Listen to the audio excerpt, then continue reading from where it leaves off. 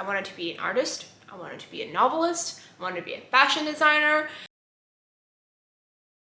Hey everyone, this is Sophia and welcome to this video. This is actually something that's been requested since I think December 2021. I am just now able to sit down and do this, but it is basically a get to know my career trajectory Q&A kind of a video. So someone really kindly asked me on DM to share my current career, how I got here, the trajectory, etc. And then I went on stories and asked if anyone had any additional questions. So here we are. So I'm just gonna kind of really quickly share my career path, how I got here, what I had initially wanted to do, and then get to answering some of the questions. So when I was a kid, I wanted to be many things. I wanted to be an artist, I wanted to be a novelist, I wanted to be a fashion designer. I think at one point I wanted to be a singer, I wanted to be a model.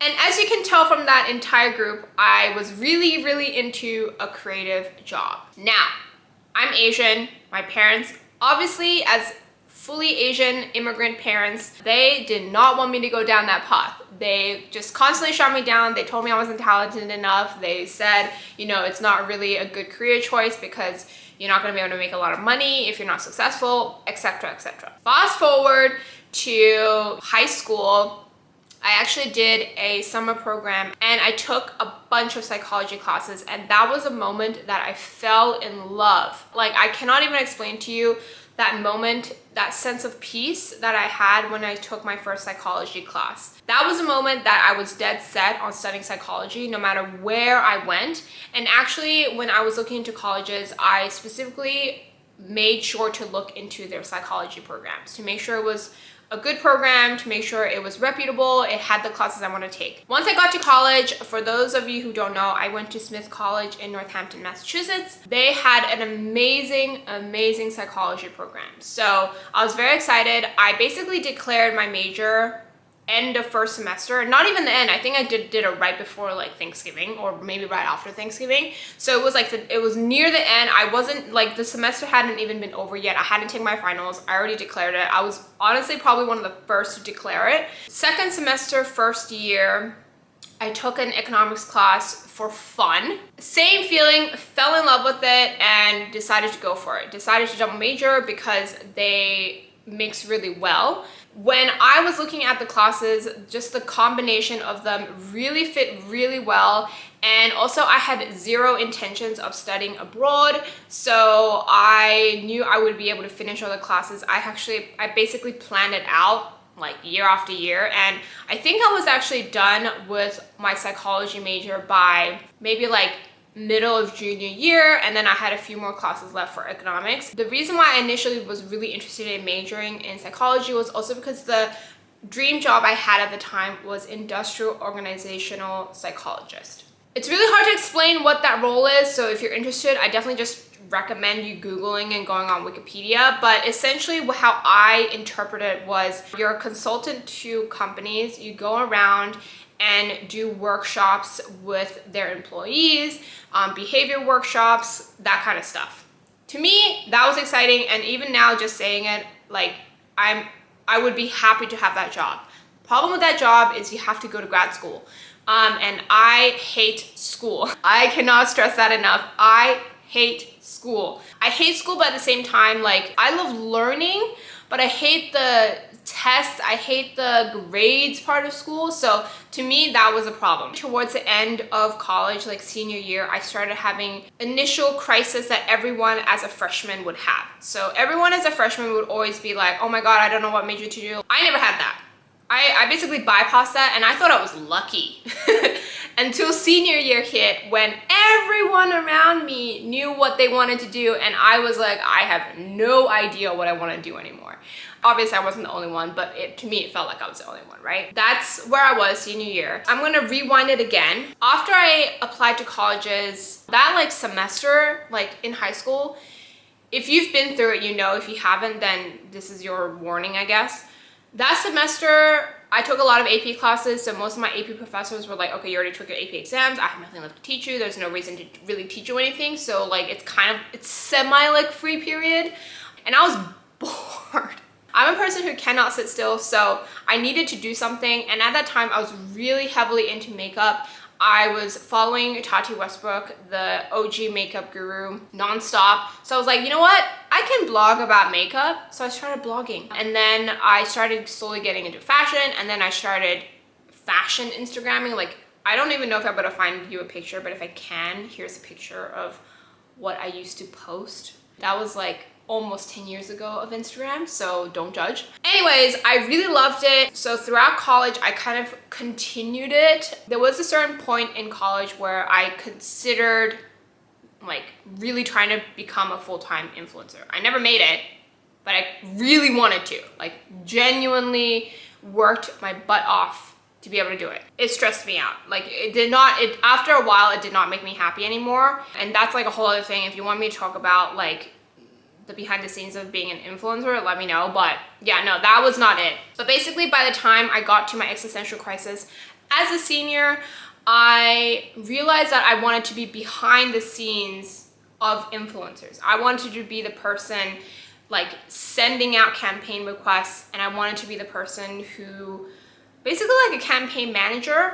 And at the time, there was a great opportunity for a local Boston media company to kind of be their community associate for their influencer community. And I was actually part of that community, so I already had an in, and I did the interview process, and it was like, I got it. It was a summer internship, not paid. So right out of college, the only thing I had was an unpaid summer internship. Now, I was lucky enough to have financial help from my parents because they knew that it was what I really wanted to do, and they were more than happy to support me. After that, I think once the summer internship ended, I was like the oldest person there, and I was only like graduate college student in the internship. After that, I managed to persuade my manager, and she was interested as well. It's not like I was the only one who was interested. Persuaded her to let me continue the internship through the rest of the year. So basically the 3-month summer internship extended into basically almost 6 months. And then at that time, also because I knew that they would be looking to hire like a full-time person. And then 2019, I got hired. I was ecstatic. I was happy. This was my first full-time job. And yeah, I started becoming the person managing like influencer communities and building, influencer relationships. That was amazing. I loved it. Part of that role was also managing the social media, and I loved that just as much, if not more. So I did that for over a year. 2020, COVID hit. I got laid off from that job. I spent most of 2020 kind of soul searching, and I say that in quotation marks because at that point I kind of already knew what I wanted to do, but I also needed a break. I was so burnt out from that role and from the toxicity of that workplace that I needed a break. And again, I was lucky enough to have my boyfriend there supporting me basically financially with a roof over my head and food on the table. And I can never thank him enough for that. I started applying for social media specific roles. I landed one in, again, a local Boston media company. And then I was lucky enough to also have found this current role. Great company. I love my manager. I was ecstatic. And I still love it. That's how I landed in like working in the social media space. I know that was a really long-winded career trajectory going all over the place, but let's just get into the questions.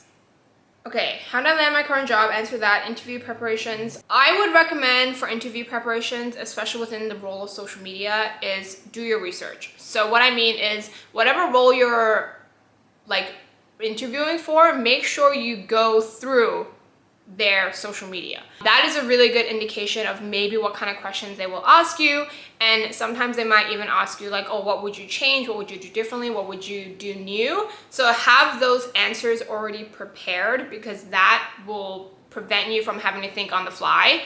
And then at the same time, make sure you glance over your resume. I know we spend so much time on our resumes, you would think that you would remember everything, but the amount of words we all fit on a resume is so much that there's no way you can actually remember everything. So unless you have a photogenic memory. Definitely be sure to go through your resume, go through their social media, and have some ideas of what you would change to impress them. What are the best parts of your degrees, concentrations that apply / useful to being in socials? So one of the reasons why I love social media is because it's a very personal way to interact with people online. One of the sectors of psychology that I really love is behavioral psychology. And part of behavioral psychology is like personality psychology and social psychology, and really getting down to the nitty-gritty of how our brains think and how, you know, certain things can compel us to act a certain way. That in itself made me really interested in going into a career that interacted with people and building a community through using psychology. Editing Sophia here, and I just wanted to quickly clarify that I'm not using what I learned in psychology classes in college to manipulate anyone to buy anything or do anything. That's not what I meant at all. I'm really just using what I learned in my psychology classes to build a relationship and interact with other people, because at the end of the day, social media, there's always someone behind a social media account, right? It's really rare for a brand's social media to be managed by a bot, mostly because nowadays the social media algorithm will detect that and then your accounts will get banned, blah, blah, blah, reported, etc. So there's always a human element behind any of your favorite social media brands. So, you know, that's how I'm using what I learned in psychology. I'm not trying to manipulate anyone. And I really wanted to clarify that because it kind of sounds like I do, but I'm not. How did you transition from your double major to your current job? Also answer that. I'm a social media manager too. I have trouble sometimes being creative. How do you do it? It is hard. For me, I always separate myself from social media as much as I can outside of work hours. So what that means is, even though we're in COVID times, if I can and if the weather permits, I'll go out on a Saturday, enjoy my day, be like kind of off my phone and just kind of chill and kind of recharge my brain. At the end of the day, when work is done, I close my laptop, I avoid social media as much as I can. I do other things. I watch TV, watch dramas, edit YouTube videos, play my Switch, whatever. I try to not think about social media. And then the other thing is I always follow accounts that make me think. So there are several accounts for my particular brand that I always go to when I need inspiration. And then I always pay attention to what's trending on Twitter. I know that sounds weird, but I feel like what's trending on Twitter is a really good indicator of like some creative ideas, especially for copy. So yeah, that's kind of how I find like my creative vibes if I'm like in a rut. Part of being burnt out sometimes is being able to take a step back and realize you're burnt out and then not push yourself to get over it. I know a lot of people like always say like, oh, push yourself, like go beyond it, like you can do it, like get the creative rut out of you. I'm a firm believer that if you're in a creative rut, it means your brain needs a break. So that's kind of how I work and how I operate, and hopefully that can help you. I hope you found this video enjoyable. I know my voice is getting a little bit because I've been talking for like 50 minutes straight now. But yeah, I hope you found this video helpful and fun. If you have any additional questions, let me know in the comments down below and maybe I can answer in part 2 if there's enough. But otherwise, I will see you next time for another video. Bye.